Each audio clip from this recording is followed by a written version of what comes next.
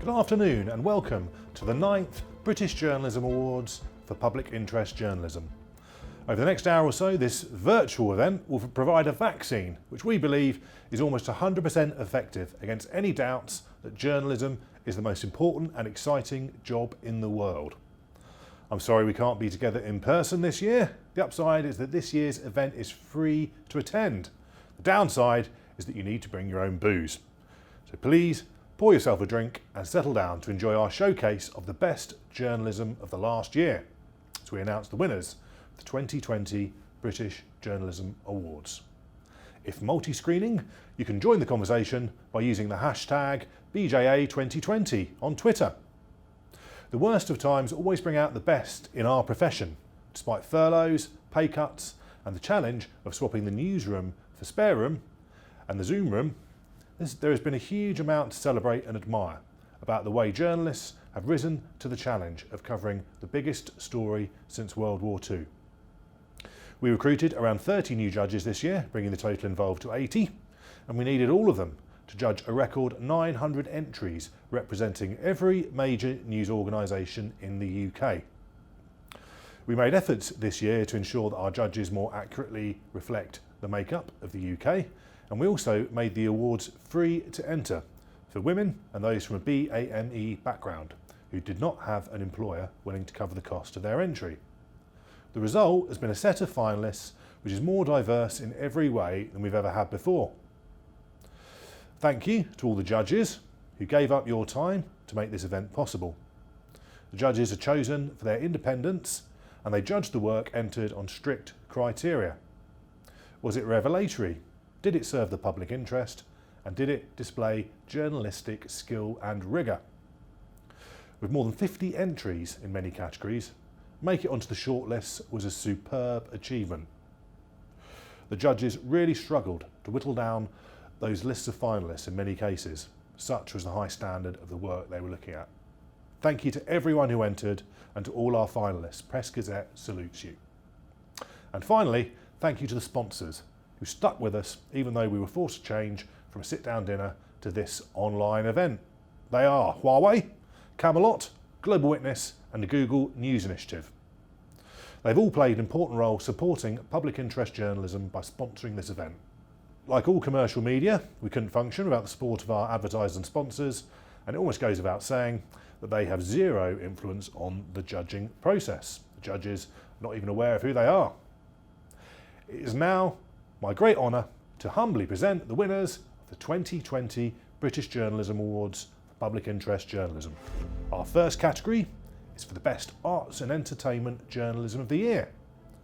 Finalists are Vanessa Thorpe of The Observer, Elia Waheed, Freelance, Marie Claire The Observer, Killian Fox, 1843 magazine and The Economist, Xing Seng of Vice UK, Katie Hind of The Mail on Sunday, and Rachel Healy of The Guardian. The judges would like to award a highly commended to Xing Seng of Vice UK. They said, "She epitomises the strengths of modern journalism, being able to be a one-woman multimedia practitioner across a range of video and writing." Now I'd like to invite one of our judges, former editor-in-chief of British Vogue, Alexandra Schulman, to reveal the winner. Hello, I'm delighted to announce that the winner in the Art and Entertainment section of the British Journalism Awards is Killian Fox for his original, well-written, beautifully researched article, Are Ghosts Haunting the British Museum?, published in The Economist magazine, 1843. Congratulations, Killian. Thank you, Alex. The judges said, "Killian Fox is a talented storyteller. This piece had me hooked from the first sentence. Relevant, revelatory and rammed with research, this piece showed skill and authority from a writer with real passion for their work. It was a brilliant idea, incredibly well researched, with both narrative drive and a huge public interest." Next category is for business journalism. The finalists are Jane Martinson of Tortoise, Philip Aldrich of The Times, Dan McCrum and the team from the Financial Times, Gareth Davis and the team from the Bureau of Investigative Journalism, Rob Davis from The Guardian, Tom Witherow, The Daily Mail, Mickey Mastrati, Catherine Hayward and the team from Channel 4 Dispatches, Simon Neville of PA Media, and Donna Ferguson of The Guardian and Observer. I'd like to invite one of our judges, media consultant and former editor of Financial News, Gren Manuel, to reveal the winner. Hi, I'm pleased to announce the winner of the Business and Finance and Economics category for the British Journalism Awards 2020. We had a great lineup of entries this year, but in the end the judges were unanimous about who was the winner. Not only had they been dogged in the pursuit of truth over a number of years, they'd also continued reporting despite incredible pressure put on it by the company, not only from the company itself also, but they hired a whole bunch of big city law firms to try and throw roadblocks in the investigation, put pressure on them to drop it. But they weren't put off and they kept going. And in terms of the impact that their reporting has eventually had, as I'm speaking now, I think 4 senior executives, including a former CEO, have been arrested. One senior executive is mysteriously missing, as indeed is 1.9 billion euros. The story I'm talking about, of course, is the dogged pursuit of the truth about Wirecard by Dan McCrum, Olaf Storbeck and Stefania Palm of the Financial Times, a very worthy winner indeed. Thank you, Gren. This was one of those categories where there was a clear and unanimous winner with little need for debate when it came to the judging session.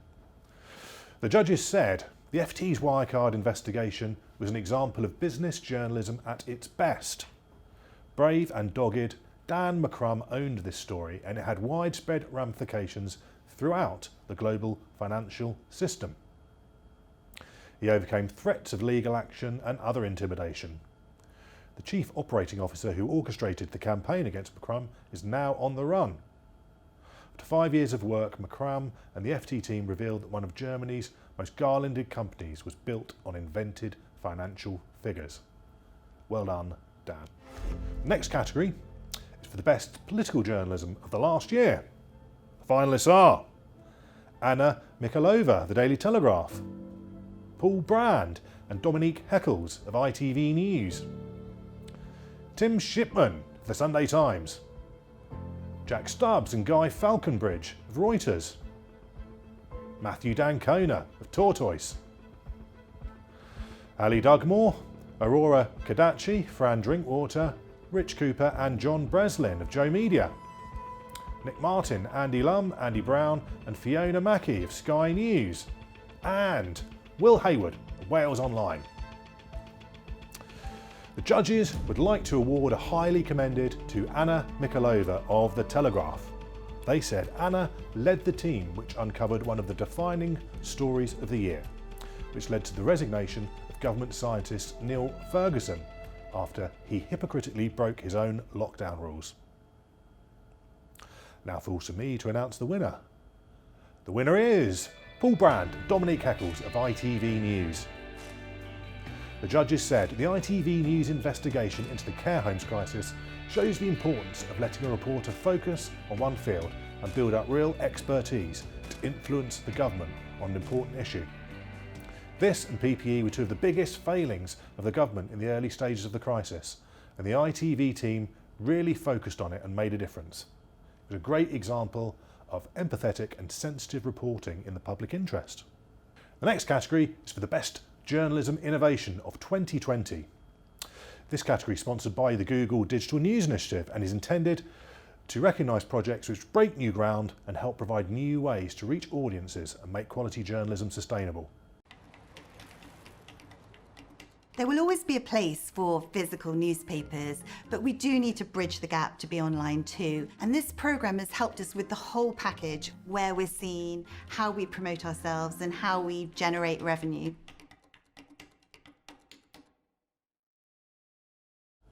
The finalists are the Financial Times Data Team, Martha Henriquez and the BBC Future Team for Future Planet, Miriam Wells, Rachel Hamada, Shirish Kulkarni and Ben Dupreez of the Bureau of Investigative Journalism for their impact and community organising team. Roger Cox of The Scotsman for the Scotsman Sessions.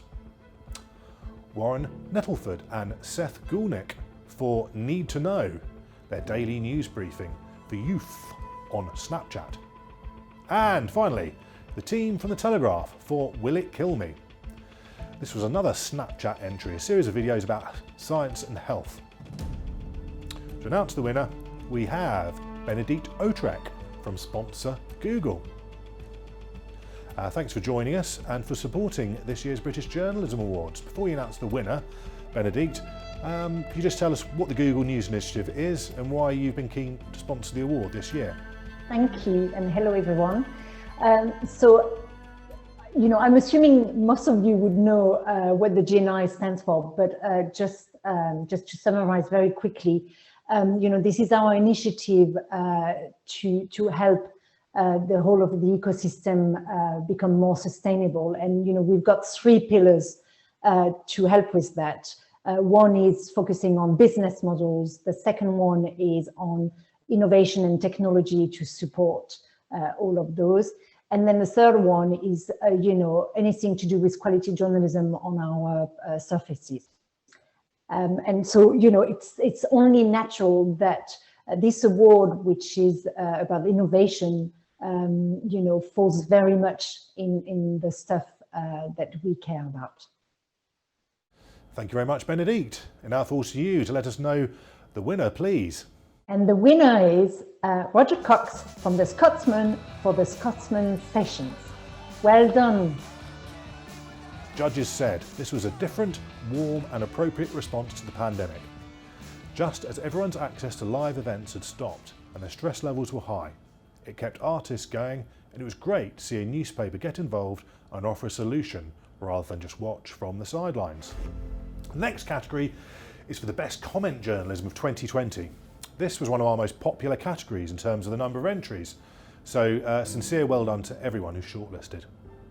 The finalists are Trevor Phillips of The Times, Ross Wynne-Jones of the Daily Mirror, Janice Turner of The Times, Nesreen Malik of The Guardian, Yomi Adegoke, freelance for The Vogue, Washington Post and The Guardian, Stephen Bush for his work for I, Cuba Shand Baptiste of The Independent, and Marina Hyde of The Guardian. I'd like to invite one of our judges, former Sun executive editor Fergus Shanahan, to announce the winner, please. Naturally enough, COVID and lockdown dominated the entries, but there was much else to admire, particularly some challenging and passionate commentary from all sides of the BLM and social justice debate. As our shortlist demonstrates, this was a very tight contest, featuring brilliant journalism from a remarkable range of writers, illustrating the vibrancy and diversity of our media. But ultimately, 2020 was all about COVID, and it took a spectacular talent to capture the tragic comedy of a year like no other. Our winner has been in sensational form week after week. Comment Journalist of the Year is Marina Hyde of The Guardian. Thank you, Fergus. It's the second year in a row that Marina has won this award. At the moment, she seems to be to comment journalism what Daley Thompson was to the decathlon in the 1980s. Well done, Marina. The judges said her work is sheer joy, the one must-read of the weekend. Surreal times sometimes need surreal writing. The writing may seem flippant, but is perfect for this period of politics. Well done, Marina. The next category is for the best photojournalism of the last year. Finalists are Ben Birchall, PA Media, Peter Byrne, PA Media, Aaron Chown, PA Media again, Philip Coburn, The Daily Mirror, Anthony Devlin, Getty Images, Adam Gerard, The Daily Mirror, Victoria Jones, PA Media, and finally Hannah McKay of Reuters. For this one, it falls to me to announce the winner, and the winner is Anthony Devlin, Getty Images. The judges said this was a portfolio which summed up the year perfectly. Anthony Devlin's images encapsulate the three dominating UK stories of the last year. So the next category is for the best new journalist of the year. To enter this prize, the entrants don't necessarily need to be young, but they do need to have been a journalist for 3 years or less.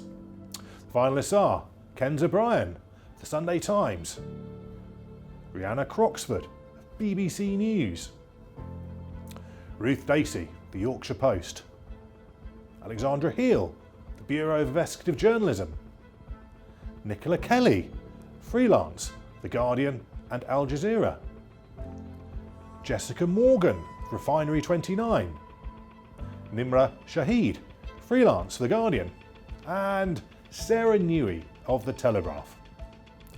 I'd like to invite, please, one of our judges to announce the winner, Toby Aridine, who's the founder and editor of media platform Black Ballad. Has been an incredible year for British journalism, and the calibre of entries for this particular award was incredibly high. But I'm so pleased to announce that the winner of Best New Journalist of the Year is Rhianna Croxford, BBC News. Thank you, Toby. The judges said Rhianna is a great investigative journalist who constantly reports stories that often go overlooked at the BBC. Now we come to a new and particularly special prize, the Barbara Blake Hannah Award. Press Gazette became aware of the story of Barbara Blake Hannah when she was interviewed by Brie Johnson-Obeng for Sky News. Barbara broke through barriers in 1968 when she was recruited by Thames TV to be the UK's first black on-screen TV reporter. But she was shamefully sacked because of objections from viewers. Creating this award was actually Brie's idea. We're now going to hear from her briefly. I'm so happy and so proud the British Journalism Awards have agreed to make a new category for Black and Asian and ethnic minority talent. I feel like it's long overdue, but better late than never. It's always been incredibly challenging to be Black. Especially this year, we've seen a lot of tensions rise to the forefront with the death of George Floyd and in general. I really hope that this is the beginning of something great for Black people in journalism. Barbara Blake Hannah's story was told over 50 years ago, but she was relatively unknown until last year. She was a lady who came from Jamaica and was the first Black British journalist and opened doors for all of us to be able to do what we're doing now. And I was speaking to Megan Mohan from the BBC and telling her how frustrating it was that being, a Black woman, so often our stories are overlooked and undertold. We do so much and have so little to show for it. And I'm happy that Barbara's slowly but surely getting the recognition she deserves. And I'm so grateful that doors that were unfortunately closed in her face are being used to open doors for other Black people now. I really hope this is the beginning to something great. And I'm so happy that the applications surged this year, and I just hope it's a trend that keeps on going. In fact, I hope it's not a trend. I just hope it's the new norm, diversity in newsrooms. Thank you, Brie. It now gives me great pleasure to announce the first winner of the Barbara Blake Hannah Award for the best entry from an up-and-coming journalist from a BAME background. The winner is Cuba-Chan Baptiste for her work published in The Independent. The judges said they felt Cuba's work was very much in the spirit of Barbara Blake Hannah, particularly her excellent article about the Black Lives Matter protests. She hit all the right notes. Here's a video we recorded earlier where Barbara broke the good news to Cuba that she'd won the prize and a trip to Jamaica. Hi, Cuba. How very nice to meet you in person, young lady. Lovely to meet you too. It's my great pleasure to inform you that you are the winner of the first Barbara Blake Hannah Award. Oh my gosh. I will let you know it was a unanimous decision of the judges. Oh, wow. And in fact, they know your work. I had never heard of you. I just saw your work and picked you as my number one. But they know your work and they spoke so very highly of you. They were quite unanimous that you deserve to be this year's winner. Oh my, I don't even know what to say. That's so unexpected. I thought you were, oh wow. Thank you so much. Your work was excellent. Well, even more than just winning the award, the Jamaica Tourist Board is awarding a prize trip to Jamaica for 2 persons to the winner of the award. Oh. And that's you. Jamaica is looking forward to welcoming you for a 1 week stay in our island. That is amazing. Oh, thank you So so much. think carefully of what you want to know about Jamaica, because it's going to be a very quick week. It's going to go by very quickly, and it's a very big island. So think about what you'd like to see and do and maybe write about. Of course. And I look forward to meeting you in person. I want to give a big thanks to the Press Gazette, Dominic Ponsford, especially for setting up this award in my name. I am so honored. I am so enormously honored. And it's my pleasure to see you and to know that you will be the first wearer of the title. Big up, big up, big up. Ah, that's amazing. Thank you so much. And it's amazing coming from you, especially. Oh, this is fantastic. I actually had planned to go to Jamaica in May and then had to cancel my flight. So this is amazing. And the award itself, it's just, I did not expect this. I thought you were going to ask me how to spell my name or something. Now we come to the prize for the Best Feature Writer of the Year, which has a slightly longer shortlist reflective of the fact that we had more than 100 entries for this category. The Feature Writer of the Year finalists are the BBC News team for The Schoolgirl Who Helped to Win a War, Andrew Bomford for PM on BBC Radio 4, Chris Cook of Tortoise, Sophie Elmhurst, The Guardian, Katie Glass, The Sunday Times, Will Hayward, Wales Online, Joshua Hunt of 1843 magazine, The Economist, Ashita Nagesh of BBC News, Nicholas Pelham for 1843 magazine, The Economist again, Tom Rowley for 1843 magazine, The Economist, Daniel Taylor of The Athletic UK, and the team from Channel 4 News. The judges would like to award a highly commended to Ashita Nagesh of BBC News for work which included the Uber driver evicted from home and left to die of coronavirus. The judges said Ashita's subject are tough ones to tackle. The mental health of the slaughterhouse worker, its graphic details was compelling. The Uber driver's death showed how easy it is to slide into the underclass of society, gave a different aspect on the coronavirus crisis. She also has a lovely writing style. Well done. I'd now like to invite one of our judges, veteran features writer par excellence, Sharon Boyle, to announce the winner. Hello, my name is Sharon Boyle. I was one of the judges for the Feature Journalist of the Year award. We were all impressed by the standard of entries. The writing was superb, moving, funny, fascinating. But there really was just one overall winner, and that winner is Sophie Elmhurst of The Guardian. Well done, congratulations, Sophie. Thank you, Sharon. The judges said of Sophie Elmhurst, she has huge literary talent, gets inside stories incredibly well. These three pieces gave a completely new perspective on new subjects. These were moving, sometimes harrowing accounts of people usually overlooked. Next up is the prize for the best local and regional journalism of the last year. Finalists are Sharika Ahmed of Peterborough Matters, Katie French and Ryan Evans, the Basingstoke Gazette, Jonathan Gibson, BBC Birmingham, Charles Thompson and Tom Ballisto, the Arch and Investigations Unit, Leah Seater, Mark Harkus, Sarah Sutherland and Kerry Martin from the Orcadian, Robin Vinter, the Yorkshire Post, Susie Beaver, the Yorkshire Evening Post, and Sam McBride, the Belfast Newsletter. I'd like to invite Ian Murray, one of our judges of the Society of Editors, to announce the winner. Hello everyone, I'm delighted to be here on behalf of the judges of the local journalism category to announce the winner of this award. Can I urge anyone who has any doubts that journalism is alive and well and thriving in the regions and locally to go and visit the Press Gazette's website, look up the shortlist for this category and read some of the fantastic entries.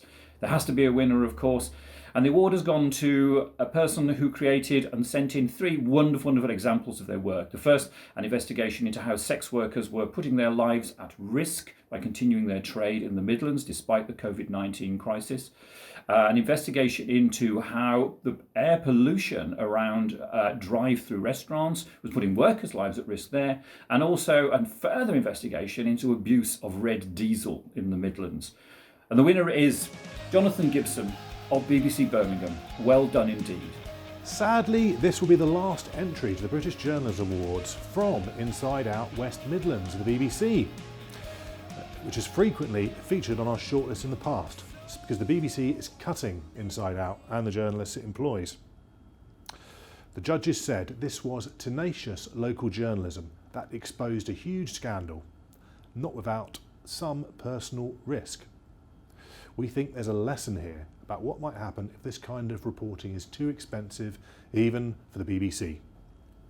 The democratic deficit in local areas when these things disappear will be extremely worrying.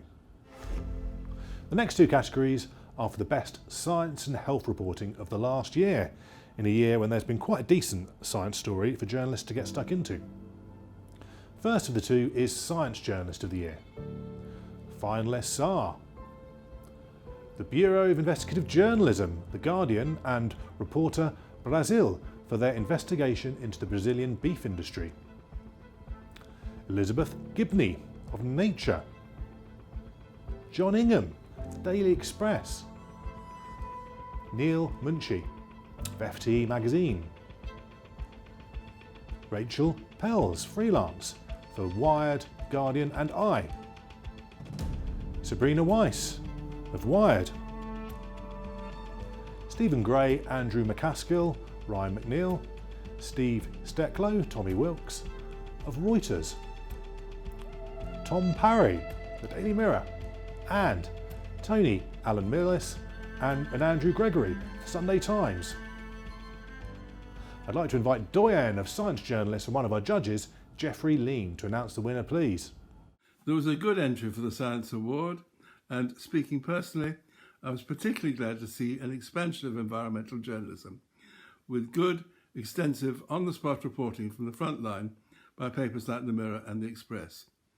There was also a good investigative series in the shortlist. But the judges, by a clear majority, went for a groundbreaking and remarkable series of reports on the mishandling of the COVID-19 crisis by Reuters and its team of Stephen Gray, Andrew McCaskill, Ryan McNeil, Steve Stecklow and Tommy Wilk. Well done to all of them. Thank you, Geoffrey. The judges said this was absolutely superb journalism. They dug deep into the background and were very early to this story. It was probably the most important series of reports into public health policy during the pandemic, with shattering conclusions for our faith in the government's assertion they were following the science. Now we come to the best health journalism of 2020. The finalists are the team at Open Democracy. Deborah Mackenzie, freelance, New Scientist and The Guardian. Emily Morgan of ITV News. Faye Kirkland and Noel Titheridge of BBC News. Jack Foster and Fraser Knight of Global's Newsroom Scotland. Joe McFarlane of The Mail on Sunday. Catherine Rushton and Sophie Barnes of The Telegraph. Peter Foster and Michael Pooler of The Financial Times. Sarah Bosley of The Guardian. And Simon Ackham of 1843 magazine, The Economist. And to announce the winner, I'd like to invite one of our judges, Richard Vise. We were hugely impressed with the quality of the entries, but there was one clear winner, with a scoop which went to the heart of the pandemic. So the award for Health and Life Sciences 2020 goes to Jack Foster and Fraser Knight from Global's Newsroom Scotland. Congratulations. Thank you, Richard. The judges said this was a robust piece of investigative journalism which got results. It It was hard-edged local news reporting at its very best, and the fact it is on regional radio gives it even more strength. A horrific story that took effort and passion to expose, and to force an outcome. That concludes the first half of the awards. We're now going to take a 15-minute break. I'd invite you to explore our virtual awards venue, visit the stands of our sponsors, and network with colleagues over an imaginary, or maybe even a real, glass of champagne.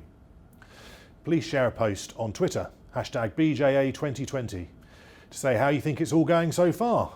But please don't go too far away, because we'll be back in exactly 15 minutes for the second half, when we'll find out the winners of categories including Scoop of the Year, Mary Colvin, News Provider of the Year, Journalist of the Year, and our new prize for public service.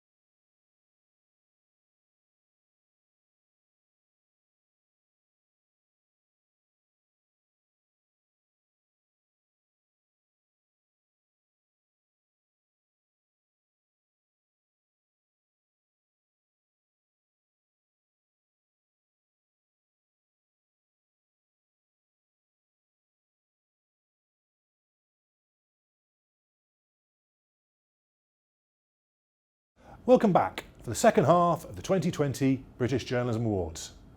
Thank you again for tuning in wherever you are. The next category is for the best sport journalism of 2020.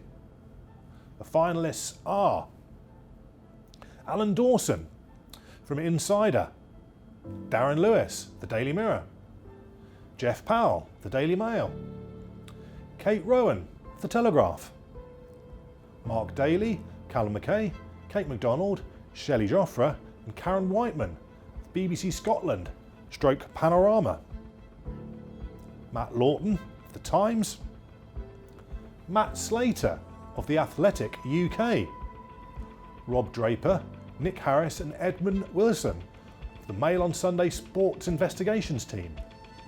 And finally, Sally Nugent, BBC Breakfast.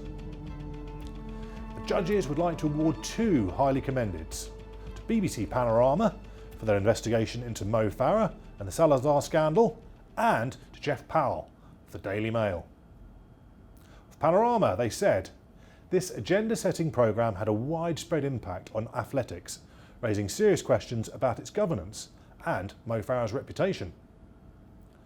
Praising Jeff Powell of the Daily Mail, they said, Powell's three entries on Barry McGuigan, Jack Charlton and Hillsborough provided personal insight along with excellent interviewing techniques and illustrate all the skills of sports journalism honed over decades of great writing. I'd like to invite one of our judges, Michael Crozier, to announce the winner, please. It's been a bad year for sport, but a great year for sports journalism. We had loads and loads of entries, but in the end, we decided that there's only one winner in the 2020 sports journalism category, and that is Matt Lawton of The Times. Thank you, Mike. The judges said Matt Lawton's entries exemplify his professionalism achieved over many years. His interview with Mo Farah at his training camp provided a stunning insight into an ongoing story.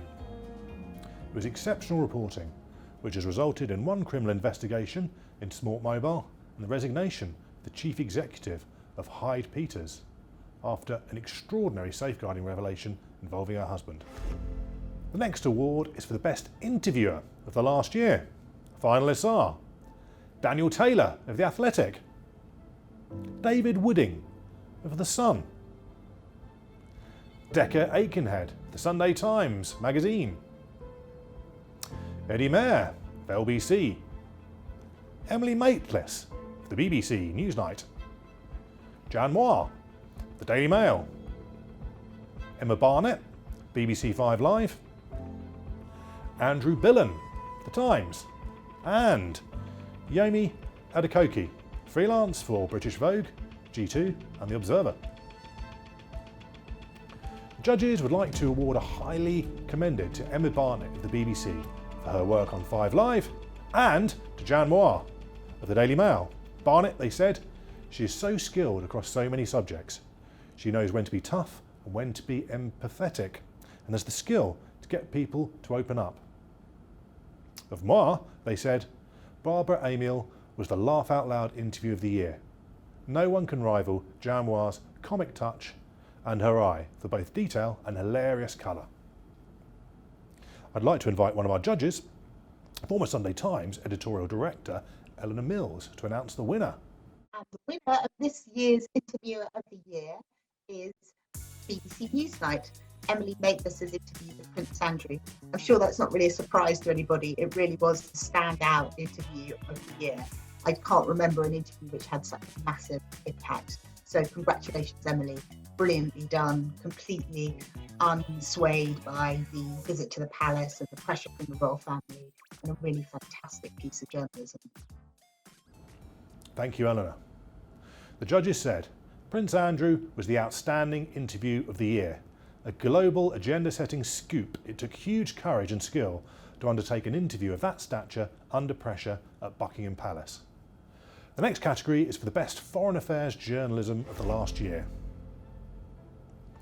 The finalists are last year's winner, Robin Barnwell, and the team from Hard Cash Productions for The Battle for Hong Kong, which broadcast on Channel 4.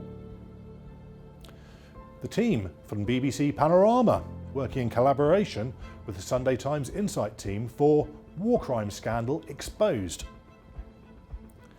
Jason Gale of Bloomberg News. Anthony Lloyd, The Times. Jean Mackenzie for The Nine, BBC Scotland. The team from Open Democracy. Nicholas Pelham of 1843 magazine at The Economist. Stuart Ramsey from Sky News. Patrick Strudwick from BuzzFeed News. And finally, Beltrue, Samira El-Azhar, Richard Hall and Oliver Carroll from The Independent. It gives me great pleasure to announce humbly that the winner is Stuart Ramsey of Sky News. The judges said this was a wonderful piece of reporting with Stuart visibly moved by what he saw. It was the story that brought the impact of coronavirus close to home. Storytelling was fantastic, and the timing of the story was particularly impactful. It was the first piece which whacked the audience between the eyes and woke Britain up to how serious this pandemic was. A very brave piece of reporting which will have changed a lot of people's thinking. The next category is for technology journalism and is sponsored by Huawei. Finalists are Alexi Mostras of Tortoise, Carlotta Dotto and Lydia Morish of First Draft, Carl Flinders and the team from Computer Weekly, Madhumita Murgia, Financial Times, Margie Murphy, The Telegraph, Roland Manthorpe of Sky News, and Stephanie Kirch-Geisner of The Guardian. The judges would like to award a highly commended to Computer Weekly for its superb work on the Post Office IT scandal. They said, Computer Weekly deserves recognition for their sustained investigation and campaigning on this issue over a decade. Their reporting helped win justice for people who had been appallingly treated, with many lives ruined. It turned a tech story into a major public interest campaign, showing the value of the B2B sector in the process. Now I'd like to invite Huawei Head of Communications, Ed Brewster, to announce the winner. Before you do that, Ed, please just tell me a little bit about why you're involved in the British Journalism Awards. Well, hello everybody. Very pleased to be here on behalf of Huawei. We operate in 170 markets globally. We're a private technology company entirely owned by our employees. And all over the world, obviously, every day we're talking to journalists and the media, explaining our business, explaining the technology we offer to our customers. And, so we're really, really big supporters of technology reporting and technology journalists, in today's digital age. So really pleased to be here on behalf of Huawei to present this award. Well, thanks for your support. Now it falls to you to announce the winner. It gives me great pleasure on behalf of Huawei to announce that Stephanie Kirch-Geisner of The Guardian has won this year's Press Gazette's Technology Journalist of the Year award. Congratulations, Stephanie.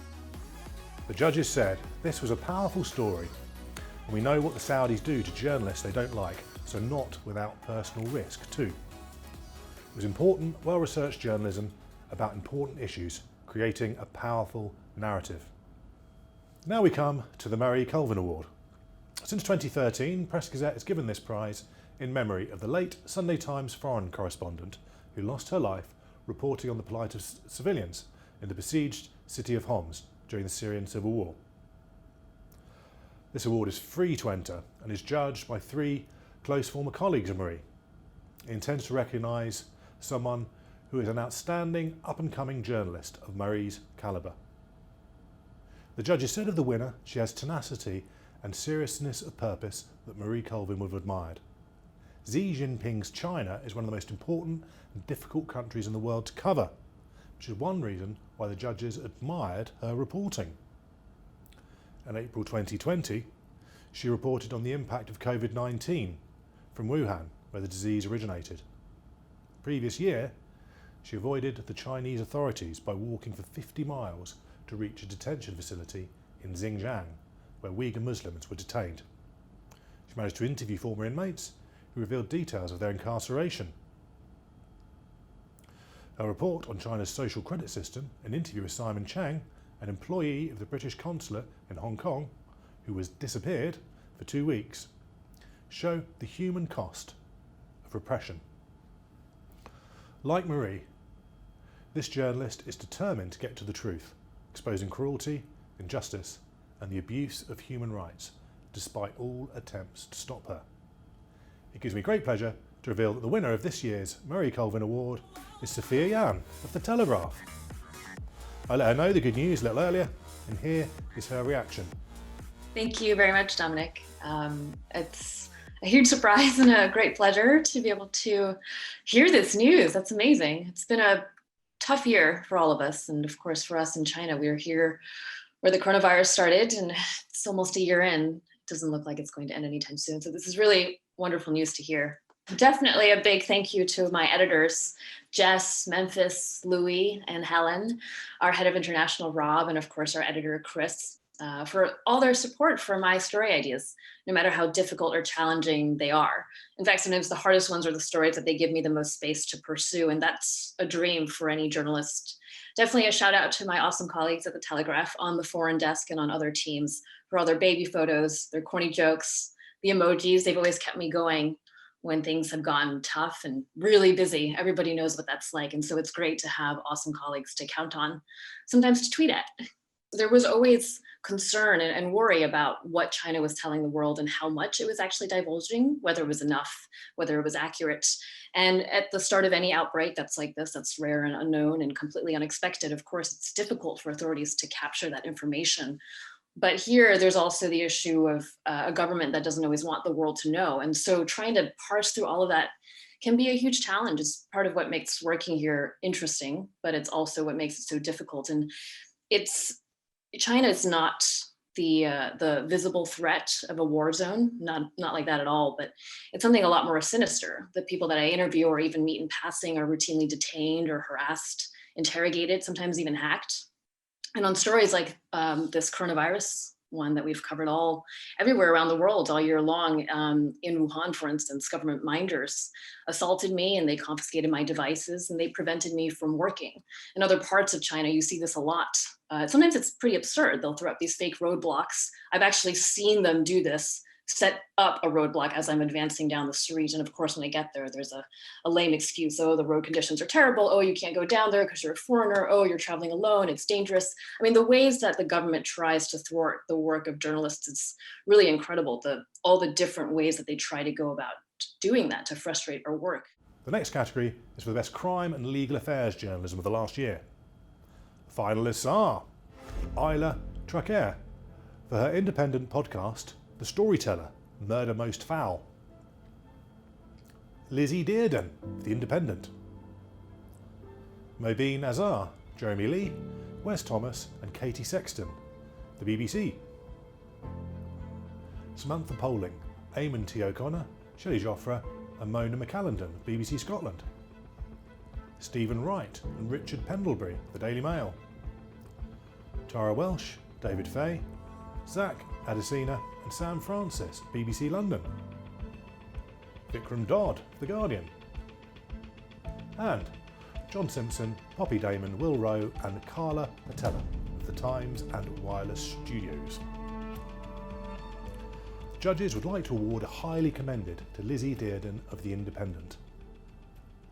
They said, Lizzie Dearden has produced a range of high-quality exclusive stories on huge matters of public interest. I'd like to invite one of our judges, former investigative journalist turned head of journalism at City University, Paul Lashmar, to reveal the winner. This was a fantastic year for journalism in the crime and legal affairs category, and the judges were hugely impressed with the quality of the entries, but there was one entry that really stood out. The 2020 winner is the Disclosure team at BBC Scotland, Samantha Pollin, Eamon O'Connor, Shelley Joffre and Mona McAllendon for Who Killed Emma. This was not only an outstanding investigation, but contains chilling interviews with a suspect that make for the most extraordinary television. Congratulations. Thank you, Paul. The judges said huge journalistic skill was involved in putting together a piece like this, which forensically examines a police operation and puts prime suspects in front of the camera. This investigation uncovered damning shortcomings in the police and shed new light on an unsolved murder. The next category is for specialist journalism. This recognises the best journalist from specialist publications and by specialist journalists across the board who are not covered by a particular category. The finalists are Robert Booth of The Guardian, Barney Chowdhury, Eastern Eye, Lawrence Dunhill, Health Service Journal, Zach Gerner-Purkis of Construction News, Will Hazel of Eye, Lucy Heath, Inside Housing, Ben Hunt, BBC News, Nemo Omer, freelance for Galden, Lindsay Pantry of the Yorkshire Post, and Julie Robinson, the Pharmaceutical Journal. Judges would like to award a highly commended to Zach Garner-Purkis of the Construction News for a portfolio which included an undercover investigation into slave labour in London. They said, for a journalist from a specialist title to go to this level of dedication is way beyond the norm. Breathtaking dedication to finding out the truth and putting your life in danger to report a story. These were dramatic stories with massive implications for the wider construction industry. Now it falls to me to announce the winner. The much deserved winner is Lawrence Dunhill, the Health Service Journal. This title has done a fantastic job of keeping readers informed during the pandemic, consistently breaking stories and leading the news agenda. The judges said this was agenda-setting journalism and one of the most critical stories of the year as we were going into lockdown in the UK. It showed the huge value of journalists who have a specialist beat in these areas. This was a story which had massive impact and played a crucial role in forming the national debate. Now we come to one of our most hotly contested categories, Scoop of the Year. The finalists are Anna Mikalova, Mike Gillard, Christopher Hope and Louisa Wells, The Daily Telegraph, for Lockdown Professor steps down after breaking rules to meet married lover. Chris Cook and Ella Hill have taught us for A College with Secrets. Dan Wootton of The Sun for We're Off Again. Exit. Fergus Walsh, Adam Walker and Nikki Stiasny of BBC News for their coronavirus report from University College London Hospital, 6th of April 2020. Jack Stubbs and Guy Falconbridge of Reuters for Leak of Papers before UK election raises spectre of foreign influence. Matthew Weaver of The Guardian and Pippa Creer and Jeremy Armstrong of the Daily Mirror for their joint investigation. Pressure on Dominic Cummings to quit over lockdown breach. Stuart Ramsey and the team from Sky News for Coronavirus. Italy's hardest hit city wants you to see how COVID-19 is affecting its hospitals. Finally, Will Hazel of Eye for 2020 GCSE and A-level grades set to be cut. And to announce the winner, we have one of our judges, former Daily Star editor Dawn Neeson. In a year of never-ending, astonishing news stories, the like of which none of us have ever seen before, the Press Gazette Scoop of the Year category was fiercely fought. From the royals to coronavirus, all the entries demonstrated the very best of our media today, fearless, free and impressive. The judges' task was a tough one, but there was one clear winner. An exclusive story that cut through to the public like no other and has ramifications that are still being felt to this very day. Ladies and gentlemen, please do not adjust your eyesight because the winner of the Scoop of the Year 2020 is the joint entry of Matthew Weaver of The Guardian and Pippa Creer and Jeremy Armstrong of the Daily Mirror for their brilliant exposure of PM aide Dominic Cummings' lockdown breaking trip to Durham. Congratulations everybody. The judges said this was the standout Scoop of the Year, skillfully handled in a joint project by The Guardian and Daily Mirror. It exposed hypocrisy at the heart of government and made readers choke on their cornflakes. Now we come to a new category for 2020, Anti-Corruption Investigation of the Year, sponsored by Global Witness. The finalists are Emma Yule of HuffPost UK, George Odling and Tom Kelly of Daily Mail, James Badcock and Roland Oliphant of The Telegraph, Jonathan Calvert, George Arbuthnot and David Collins, Sunday Times Insight team, Juliet Garside, David Pegg, Hilary Osborne, Jason Burke and Paul Lewis for The Guardian. Kit Chalal, Joe Light and Ruth Olarunbi of Bloomberg Business Week. Paul Caruana Galicia and Gary Marshall of Tortoise. Sam Jones, Paul Murphy, Helen Worrell and Dan McCrum for The Financial Times. And Tom Kelly, The Daily Mail. I'd like to invite Dominic Kavarkeb from category sponsor Global Witness to announce the winner. Before you do that, Dominic, can you please just explain what Global Witness is and why you're involved in the event? For the last 25 years, Global Witness has been at the forefront of tackling climate change, standing up for human rights and fighting corruption in all its forms all around the world. And during that journey, one of the most important allies that we've had has been, of course, the media, who very often it's journalists who are on the front line of fighting corruption and standing up for marginalised communities all over the world. And therefore, we're really proud to be sponsoring this important award today. Well, thanks for your support. Now it falls to you to announce the winner of the first British Journalism Awards Anti-Corruption Investigation of the Year.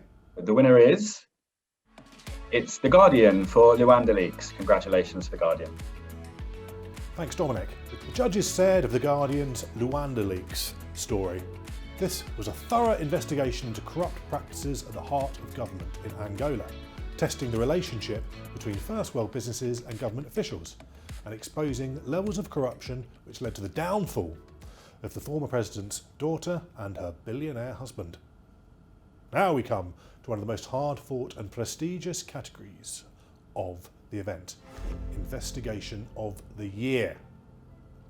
The finalists are Alistair Glennie, Monica Gosh, Eamon Matthews, Anthony Barnett and Tom Lowe of Dispatches, Channel 4 for Coronavirus Catastrophe. Did the government get it wrong? Dan McCrum, Olef Storbeck, Sam Jones, Paul Murphy and Helen Worrell of The Financial Times for their Wirecard investigation. Gareth Davis and Charles Buteau of the Bureau of Investigative Journalism, and Jonathan Ford and Max Harlow of The Financial Times for their investigation into the council which borrowed $1 billion from taxpayers to bet on British sunshine. Ian Birrell, freelance for Tortoise, for his investigation Old Money. Thousands of care home residents are dying from COVID-19 and staff are on minimum wage. And in the background, big profits are being made. Jonathan Calvert, George Arbuthnot and Jonathan Leake, the Sunday Times Insight team for Revealed, how the government sleepwalked into pandemic catastrophe, and 22 days of dither and delay on coronavirus that cost thousands of British lives. The team from Open Democracy and The Guardian for Revealed, key Cummings and Cove ally given COVID-19 contract without open tender, and Serco and Sittle to get more public money despite track and trace fiasco. Mobeen Azar, Jeremy Lee, Wes Thomas and Katie Sexton, BBC Three for Hometown, a Killing. Nick Wallace and the team from BBC Radio 4 for The Great Post Office Trial. Noel Titheridge and Ed Thomas of BBC News for their investigation into kids in care. Paul Lewis, Felicity Lawrence, David Conn, Severin Carroll, David Pegg, Harry Davies and Rob Evans of The Guardian for Revealed, the inside story of the UK's COVID-19 crisis. The team from BBC Panorama, in a joint investigation with the Sunday Times for War Crime Scandal Exposed. And Tom Kelly, Susie Cohen and Sophie Borland of the Daily Mail for the army of potential coronavirus victims no one is talking about, their investigation into the care homes coronavirus scandal. The judges would like to award two highly commendeds, to the FT for Wirecard and to BBC Three for Hometown, a Killing. For the FT entry, the judges said this was in the finest tradition of financial investigative journalism. A really in-depth research report which on a consistent basis refused to give in to intimidation from very powerful people in business and finance. For the BBC entry, Hometown, a Killing, the judges said, This was dogged reporting. Mobeen Azhar was not afraid to tell inconvenient truths. It was a riveting investigation which brought the audience with him. The reporter challenged his own preconceptions about the case.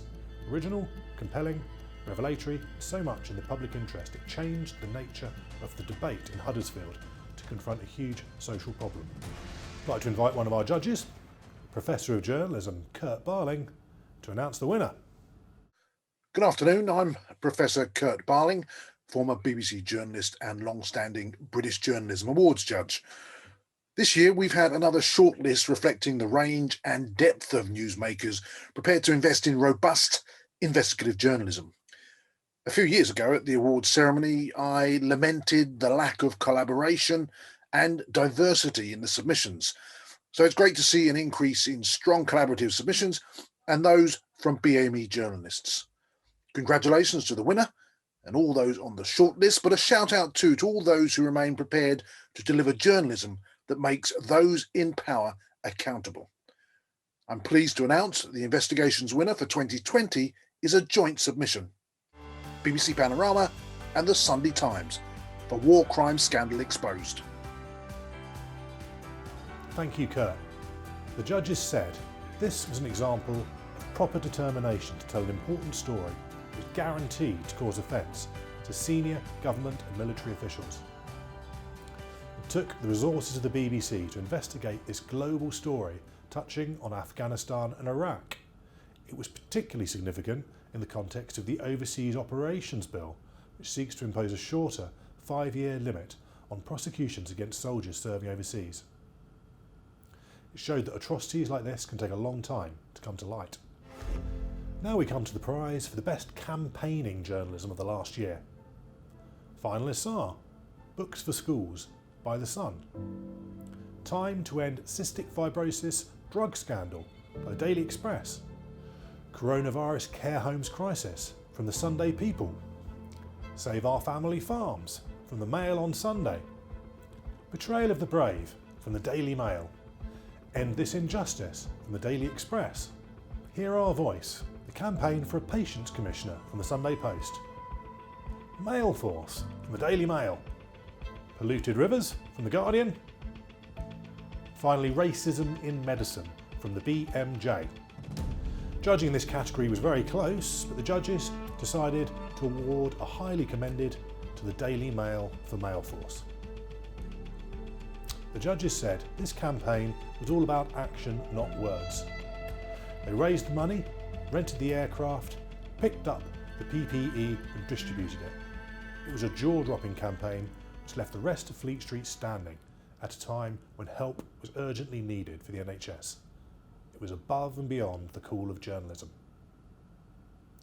I'd like to invite now one of our judges, former Daily Mirror editor David Banks, to announce the winner of the Campaign of the Year. Never launch a campaign you feel you can't win, for fear of embarrassment, of course. That's what cynical old editors used to say years ago. I'm pleased to say that this year, judging Campaign of the Year 2020, my fellow judges and I came across some impressive work that really put that cowardly old dictum to the sword. The standout among which, and the winner of this year's Campaign of the Year award, was the Daily Express and reporter Chris Riches with Time to End the Cystic Fibrosis Drug Scandal. A wonderful piece of work. Well done. The judges said the Express became a champion for a group that could not speak up for itself and was being ignored. That is the most heartwarming thing you can do as a journalist. As a result, it improved the lives of many young people. It had an ambitious aim of making life-saving drugs available and achieved it, winning appreciation in the process from an under-the-cosh health secretary. Now we come to the prize for the News Provider of the Year. This is for the outstanding publication or broadcast outlet. The finalists are Financial Times, Sky News, The Guardian, The Daily Mirror, The Sunday Times, The Daily Mail, PA Media and The Independent. The 2020 British Journalism Awards News Provider of the Year is the Financial Times. Coronavirus was the story which dominated this year, and it was a story which produced an abundance of data. The Financial Times did a superb job using skills honed over many years covering the numbers surrounding business to explain an unfolding human tragedy. Its charts and visualisations explaining the pandemic became the most read content in its history. Its landmark investigation into Wirecard helped bring down one of Germany's most garlanded companies. The paper showed huge courage and needed all its resources to face down an aggressive and well-resourced opponent, which appeared to have the backing of the German state. Across the board, the FT has continued to punch well beyond its niche, with quality journalism which has been quite simply exemplary. For a record and unprecedented third year in a row, the FT is an extremely worthy British Journalism Awards News Provider of the Year. Now we come to a new prize launched this year, which in a nod to the Pulitzers in the US, we are calling the Public Service Award. This is for an outstanding piece of journalism which went above and beyond in exemplifying the extent our trade can be a force for good. At the height of the pandemic lockdown, the nationwide shortage of PPE was a crisis no one seemed to be able to do anything about. Then, on Wednesday, 29th April, Britain awoke to the news that one newspaper had gone further than just reporting on the government's shortcomings. It had chartered a Boeing Dreamliner, which touched down at Heathrow packed with £1 million worth of vital PPE supplies for NHS workers. This was at a time when some health workers were having to resort to using bin bags to protect themselves. The Mail Force charity went on to raise more than £10 million in 100 days to supply PPE to first hospitals and then cash-strapped charities. The judges said there are a few news organisations in the world which can rival the Daily Mail, campaigning verve and sheer chutzpah when it comes to taking on an issue. At a time when it felt like the country and the newspaper industry was on its knees, the Mail showed that journalism can do far more than just expose problems and shortcomings. It can channel its energy towards providing solutions, in this case in dramatic and potentially life-saving fashion. We now come to our final category, Journalist of the Year. Previous winners have included Laura Koonsberg, Mike Gillard and David Walsh. There's often a backstory worthy of a Hollywood movie behind the British Journalism Awards Journalist of the Year prize, and this year that is particularly true. The winner was chosen after a round of judging involving most of the British Journalism Awards judges. There were some brilliant contenders. Honourable mentions must go to Fergus Walsh for his fantastic work covering the coronavirus pandemic for the BBC, and for keeping his head when many around them were losing theirs. The judges were also hugely impressed by Nick Wallace for his decade of investigating the Post Office IT scandal, where he gave a voice to victims of a vast travesty of justice. It was yet another fantastic year for the Sunday Times East Insight team led by Jonathan Calvert. And the team behind the biggest scoop of the year, Pippa Creer, Jeremy Armstrong of The Mirror and Matthew Weaver of The Guardian, were also in contention. There was also praise from judges for a journalist who felt like a modern-day Cassandra with their early and forceful warnings about the seriousness of the pandemic, and who has consistently and forcefully held government to account whilst engaging a mass audience, GMTV's Piers Morgan. But there could only be one winner, and to find out who it is, I'm going to hand over to Sarah Eichen, Head of Media Relations for category sponsor Camelot. Sarah, before you announce the winner, just tell me a little bit more about Camelot and why you're involved in the British Journalism Awards. We're obviously very keen to support the Press Gazette British Journalism Awards.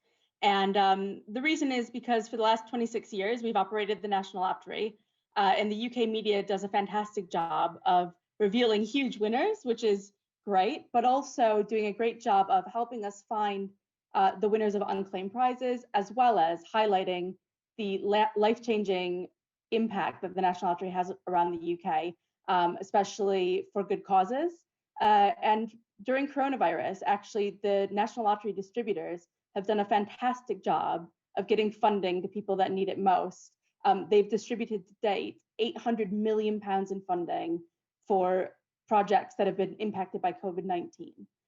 So it is fantastic, and the UK media does a fantastic job day in, day out in helping us deliver those messages. Well, thank you for your support, and it now falls to you to announce the winner, please. The Journalist of the Year is Dan McCrum from the Financial Times. The judges said, this was brave financial journalism carried out by a dogged journalist and backed with huge commitment by the Financial Times. Dan McCrum faced down intimidation, surveillance and personal threats, as well as a campaign of disinformation to bring down one of Germany's most garlanded businesses. Over 5 years, he exposed a €24 billion fraud at a payments processing company which had hoodwinked investors, bankers, regulators and politicians for almost 2 decades.